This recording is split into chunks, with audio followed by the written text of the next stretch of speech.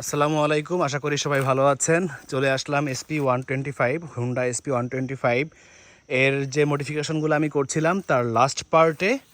সেটা হচ্ছে পেছনের যে ক্যারিয়ার, এই ক্যারিয়ারটা আমি কি করলাম। প্রথম কথা হচ্ছে এটা আপনার কাছে ভালো নাই লাগতে পারে। হ্যাঁ, ভালো নাই লাগতে পারে, এটা সবার জন্য না। আমি আবার বলছি, এটা কিন্তু সবার জন্য না। এটা আপনার কাছে ভালো নাই লাগতে পারে। হ্যাঁ, তো এই জন্য সমালোচনা থাকলেও করতে পারেন, কোনো ব্যাপার না। আরও কেমন হলেও ভালো হতো সেটাও আপনারা বলতে পারেন। আমি একটু বলি আমি এটা কিভাবে করলাম বা কি উদ্দেশ্য ছিল সেগুলো একটু বলি। প্রথম কথা হচ্ছে এই বাইকটাতে বাজারের ব্যাগ নেওয়া খুব মুশকিল। আমি আবার বলি ভাই, এটা কিন্তু আমার শহরে চালানো বাইক না, গ্রামে চালানো বাইক। যারা শহরে শুধুমাত্র অফিসের জন্য এই বাইকটা ব্যবহার করছেন তাদের জন্য এই পেছনের এসবের মডিফিকেশন টোটালি কোনো প্রয়োজন নাই। কিন্তু যারা একটু বাইকটা নিয়ে একটু বাজারঘাট করেন, লং ট্যুরে যাওয়ার চিন্তা ভাবনা করেন, ফ্যামিলি নিয়ে একটু লং ট্যুরে যান, অনেক লাগেজ এগুলো নিতে হয়, তাদের জন্য ভাবতেই হবে। কেন ভাবতে হবে? কারণ এই বাইকে আমাদের যে ব্যাক ক্যারিয়ারের যে হুকটা লাগানো হয় সেটা হচ্ছে এই বরাবর। সো যখনই আমরা একটু কাত করতে যাই, মানে মোড় ঘুরতে যাই, সঙ্গে সঙ্গে গাড়িটা একটু কাত হওয়ার সাথে সাথেই ব্যাগটা ঘষা খায় মাটির সাথে। এটা খুব বড় একটা প্রবলেম। ইভেন ছোট্ট বাজারের যে ব্যাগটা, সব থেকে ছোট্ট যে ব্যাগ, সেই ব্যাগটা দিলেও কিন্তু এটা চলে আসে, মানে এটা এখান থেকে এদিকে চলে আসে, মাটিতে ঘষা খায়। এবং আর কোথাও ব্যাগ নেওয়ার কোনো জায়গা নেই, এই একটাই জায়গা। সেক্ষেত্রে কি করা যায়, অনেক ভেবেচিন্তেই তখন আমার এই সিদ্ধান্তে আসা।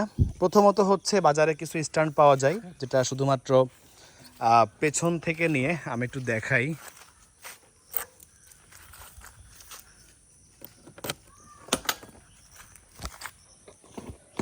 আচ্ছা, বাজারে কিছু স্ট্যান্ড পাওয়া যায় যেটা হচ্ছে শুধুমাত্র এই যে এখান থেকে খুলে নিয়ে এই বরাবরটা কভার করে আর কি, জাস্ট এই বরাবরটা আসে। সেটা কিছু সমস্যা আছে, সেটা হচ্ছে বাইক মুভ করার জন্য ধরতে খুব সমস্যা হয়। হ্যাঁ, ধরার মতন কোনো হ্যান্ডেল থাকে না, কোনো জায়গা থাকে না। পেছনে যে বসে পিলিয়ন, ফিমেল পিলিয়ন হলে তো এক পাশে পা দিয়ে বসবে, তারও এখানে একটা সাপোর্ট লাগে ধরার জন্য। এটা সমস্যা হয় আর কি। বাজারে এগুলো মোটামুটি আছে। সেক্ষেত্রে আমার কাছে মনে হলো যে আমার এমন কিছু বানাতে হবে যেন পেছনে ব্যাগটাও নেওয়া যায়, দুই পাশেও যেহেতু মডিফিকেশন আমি করছি, দুই পাশে ব্যাগও যেন আমি নিতে পারি। আবার সেটা যেন বেশ মোটামুটি মজবুত হয়। আবার এই পাশে ব্যাগ নেওয়ার সময় যেন এইখানেও আমার একটা গার্ড থাকে। হ্যাঁ, এরকম সব কিছু ভেবে চিন্তে আমার আসলে প্ল্যানটা করা। এরপরে আসি, এটা যখন আমি করছি বানাতে গিয়ে আর একটা ভয় ছিল, সেটা হচ্ছে এরকম দেওয়ার পরে পুরো জিনিসটা খেলবে কিনা, মানে এটা অ্যাডজাস্ট কিনা। না, এই পুরো বডিটাই কিন্তু আসলে খেলে। হ্যাঁ, পুরো বডিটাই খেলে, সো ভয়ের কোনো কারণ নাই। আচ্ছা, তো এখন আসি কি কি ধরনের ডিফিকাল্টিস ছিল বা আরও কী করা যেত। আমার কাছে মাঝে মাঝে মনে হয় যে এই জিনিসটা মাঝে যে ফাঁকাটা হয়ে গেছে, এটা আমার দেখেন প্রায় 3টা আঙ্গুল ঢুকে যাচ্ছে, এটা 2 আঙ্গুল, ম্যাক্সিমাম 2 আঙ্গুল। এই পরিমাণ ফাঁকা হলে ভালো হতো। দেখতে পাচ্ছেন আমার হাত কিন্তু ফাঁকা। হ্যাঁ, 2 পরিমাণ ফাঁকা হলে ভালো হতো। সেক্ষেত্রে পিলিয়ন যখন উঠতে যায় বা নামতে যায়, সেক্ষেত্রে এখানে একটা ধাক্কা লাগার সম্ভাবনা থাকে, বিশেষ করে যদি পিলিয়ন একটু শর্ট হয়। হ্যাঁ, এই একটা ব্যাপার। সেকেন্ড যে বিষয়টা আমার কাছে মনে হয়েছে সেটা হচ্ছে আমি যে ব্যাগের হুকটা এখানে লাগিয়েছি, এই হুকটা বিশেষ করে এইটা, এটা যেটা লাগিয়েছি এটা হচ্ছে, এটা আমি এই রডটা এই মাথা বরাবর লাগাতে পারতাম। হ্যাঁ, সেক্ষেত্রে আমার মনে বোধ হয় ভালো হতো। আমি এটা দেখি কি করা যায়, সামনে হয়তো বা আমি আরেকটু এখানে মডিফাই নিয়ে আসবো। আপনারা এই ব্যাপারগুলো একটু ভেবে চিন্তে কাজ করবেন আর কি। হ্যাঁ, বেশ মজবুত করে, এটা কিন্তু পাইপ না, এটা হচ্ছে পাইপ, এটা হচ্ছে পিওর রড সম্পূর্ণটা, বেশ মজবুত করে দেওয়া আর কি।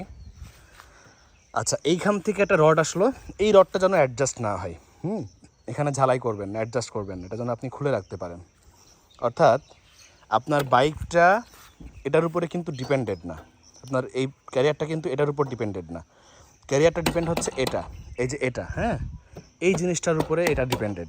তার মানে আমি ইচ্ছা করলে আমি এটাও খুলে রাখতে পারি, এটাও খুলে রাখতে পারি। আবার এটা যখন আপনি বানাচ্ছেন, মাপগুলো একটু দেখেন, হ্যাঁ, যেন বেশি ফাঁকা না হয়ে যায়। সেক্ষেত্রে কিন্তু এখানে ব্যাগ রাখতে গেলে আবার সমস্যা, যেটা আমার এই পাশে হয়েছিল। আমার এই পাশে যে এটা আপনারা দেখতে পাচ্ছেন, এটা, হ্যাঁ, এটা কিন্তু তারা শুরুতে যেটা করছিল, এই রডটা বাইরের দিক দিয়ে ছিল, মানে এই বরাবর ছিল। সেক্ষেত্রে এই রডটার ভেতরে মোটামুটি একটা ফাঁকা হয়ে গেছিলো, বেশ খারাপ লাগছিল। তখন এই জন্য আমি যেটা করলাম সেটা হচ্ছে আমি আবার গেলাম, যার পরে ওরা তখন বুঝতে পারলো যে না আসলেই বাঁকা হয়ে গেছে। পরে ওরা খুলে এই যে ক্লামটা দেখতে পাচ্ছেন, এই ক্লামটা উল্টা দিকে দিয়ে এখন দেখেন বেশ সোজা।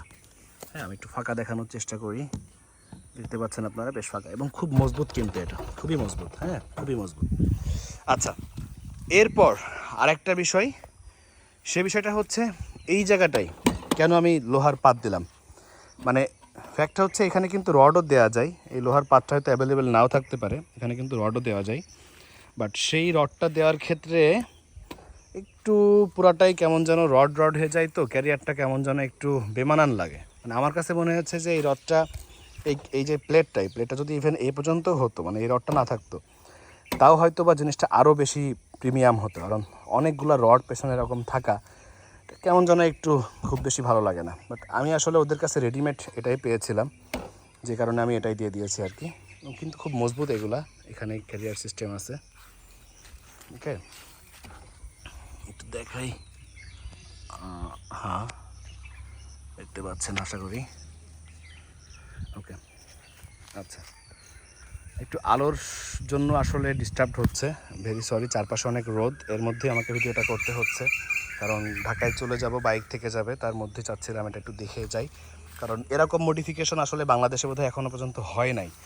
বাট অনেকে এটা চায়, আমি আবার বলছি এটা কিন্তু সবার জন্য না, বাট অনেকেই চাই। SP-125 ক্ষেত্রে কী করা যায়, আপনারা বোধহয় যে কোনো যারা বাইকের কাজ করে এরকম কোনো মেকানিক্সকে এটা দেখালেই তারা কিন্তু বুঝে যাবে যে কোন জায়গা থেকে কীভাবে রডটা নিয়ে আসা। হ্যাঁ, আচ্ছা, তো আমি আবার একটু বলি, সেটা হচ্ছে চেষ্টা করবেন এই জায়গাটাই 2 আঙ্গুলের বেশি যেন ফাঁকা না থাকে, এটা একটু চেষ্টা করবেন। বেশি ফাঁকা হয়ে গেলে জিনিসটা একটু সুবিধার থেকে অনেক সময় আবার একটু অসুবিধা হতে পারে। আচ্ছা, আমি এই কাজগুলো করব আমি যখন দেখব রং মোটামুটি চটে গেছে, বছরখানিক চালাই, তারপরে কি আমার রং করার সময় হলে আমি গিয়ে হচ্ছে আবার একটু কাস্টমাইজ করবো, আমি একটু নিচে নামাবো এটা। আচ্ছা, আর এই ব্যাগের হুকটা যদি দিতেই হয় সেক্ষেত্রে আপনারা বিভিন্নভাবে নিয়ে আসতে পারেন। হ্যাঁ, এখান থেকেও আপনারা তৈরি করতে পারেন, বাট আমার এখানে এই ব্যাকলাইটটার কারণে আমাকে ভাবতে হয়েছে এটা একটু নিচে নিলে ভালো হয়। খুব বেশি মডিফাই করার দরকার নাই। আবার এখান থেকে একটা হুক নিয়ে আসা যায়, শুধু এটাও রাখতে পারেন, এই যে এখান থেকে যে হুকটা নিয়ে আসা যায় আর কি, এখান থেকে একটা হুক নিয়ে আসা যায়, সেটা শুধু সেটাও রাখতে পারেন, এই পাশেটা রাখার দরকার নেই। বাট এই পাশের এই হুকটা কিন্তু অনেক সাপোর্ট দিবে আপনাকে, কারণ নর্মালি পাশে আমরা ব্যাগ রাখি না, কিন্তু এটা অনেক সাপোর্ট দিবে, এটা আপনাকে অনেক হেল্প করবে আর কি। So that's it. আচ্ছা, আর একটা কথা একটু বলি, সেটা হচ্ছে সাইলেন্সার গার্ডটা নিয়ে। সাইলেন্সার গার্ডটা হচ্ছে আমার 3 পার্ট, আমি 3 পার্ট চাচ্ছিলাম, এটাও খুব মজবুত, সাউন্ডটা আশা করি বুঝতে পারছেন। আচ্ছা, এটা আমি চাচ্ছিলাম 3 পার্টের এই কারণে যেন আমার ব্যাগ রাখলে সে ব্যাগটা যেন মোটামুটি এটা কোনোভাবেই যেন সাইলেন্সার, আপনারা জানেন সাইলেন্সারে ব্যাগ রাখা মাত্রই কিন্তু লাগার সাথে সাথে পড়ে যাবে, যে কোনো জিনিস নষ্ট হতে পারে, আমার অভিজ্ঞতা আছে। লং ট্যুরে যাওয়ার সময় সাথে 2-3টা ব্যাগ থাকে, আমাদের এদিক ওদিক ঝোলাতেই হয়। তো যে কারণে এই রডটাও কিন্তু দেওয়া, এই রডটার সাথে আবার আমি ভেতরে চিকন 2টা রড দিয়ে দিয়েছি, এরকম খাস করার দরকার নেই, ওটা আবার খারাপ দেখাবে। আচ্ছা, আরেকটু নিচেই নামানো যেতে পারে, বাট আমার বোধহয় দরকার নাই, this is enough. Okay, quite enough আর কি। আর এটা হচ্ছে 3 পার্ট করা, মানে উপরে একটু আছে এরকম, তারপরে এরকম, আর এরপরে হচ্ছে এরকম। হ্যাঁ, এইভাবে করা আর কি, যেন একটা ব্যাগ যেন বেন্ড হয়েও যেন এটার সঙ্গে যেন না লাগে, আবার নিচেও একটু বেন্ড করা, যেন বাতাসে গিয়েও যেন এরকম ধাক্কা না লাগে আর কি। ওকে, দ্যাটস ইট। এবার খরচ নিয়ে একটু বলি। পেছনের এই কাজটা করতে আমার খরচ গেছে 3000 টাকা, আর পেছনের যে আপনার যে সাইলেন্সার গার্ডটা দেখছেন এটার জন্য গেছে 700 থেকে 750 টাকা আর কি। That's it. এবং কিন্তু মডিফিকেশন করা আছে নিজের নাম বা এগুলো একটু লেখা। হ্যাঁ, এগুলা কিন্তু লেজার কাটিং, কিন্তু কালার না, এটা হচ্ছে লেজার দিয়ে করা হয়েছে। এই কাজগুলো করাতে গিয়ে আপনারা যশোরে আসতে পারেন। যশোরে আমি কাজটা করিয়েছি বিসমিল্লাহ ইঞ্জিনিয়ারিং থেকে, তারা খুবই আন্তরিক ছিলেন। আমি কোনো প্রমোশন ভিডিও করছি না, বাট যেহেতু আমি কাজটা সেখান থেকে করাতে পেরেছি, একটা সলিউশন লাগে কোত্থেকে করাবেন। এরা বিসমিল্লাহ ইঞ্জিনিয়ারিংয়ে নিজস্ব আপনার হচ্ছে বাইক পার্টসের দোকান আছে RN রোডে, ইসলামী ব্যাংকের অপোজিটে বিসমিল্লাহ স্টোর বা বিসমিল্লাহ ইঞ্জিনিয়ারিং এরকম শুনলেই কেউ বলে দিবে, ওরাই মূলত এগুলো বানায় আর কি। বাট ওরা এই ধরনের ক্যারিয়ারটা বানিয়েছে প্রথম।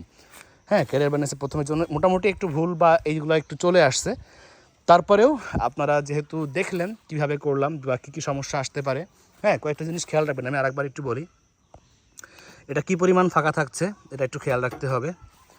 আচ্ছা, তারপরে এই জায়গাটায় এসে বেশি উঁচু করার দরকার নাই, বড় জোর 2 ইঞ্চি। এখানে একটা রড থাকা ভালো, আমি আবার বলছি, কারণ এই রডটা প্লিয়ান ধরতে পারে, বানতে সুবিধা হয়। বাট এই রডটা চিকন হয়ে গেছে, আমার এটা 6 সুতা রড ছিল, এটাও 6 সুতা রড হলে হয়তো বা ভালো হতো। আচ্ছা, তারপরে এটা কিন্তু অবশ্যই অ্যাডজাস্ট করা যাবে না, নাট সিস্টেম করতে হবে। ওকে, এটা যখন লাগাচ্ছেন তখন এটার ক্ষেত্রেও খেয়াল রাখতে হবে যেন রডটা যেন বাঁকা তেড়া না হয় এবং নির্দিষ্ট একটা মাপে যেন যায় আর কি। এই জিনিসটা অপশনাল, এটা দেওয়াতে সৌন্দর্য নষ্ট হতে পারে, এটা এবং এটা আমি আবার বলছি সৌন্দর্য নষ্ট হতে পারে। সেক্ষেত্রে কোন ক্লাম দিচ্ছেন বা এই ক্লামও চেঞ্জ নিয়ে আসতে পারেন, ভেবে চিন্তে এরপরে কাজটা করবেন আর কি। সো দ্যাটস ইট, কেমন লাগলো জানাবেন। সবাইকে ধন্যবাদ, ভালো থাকবেন সবাই, আল্লাহ হাফিজ।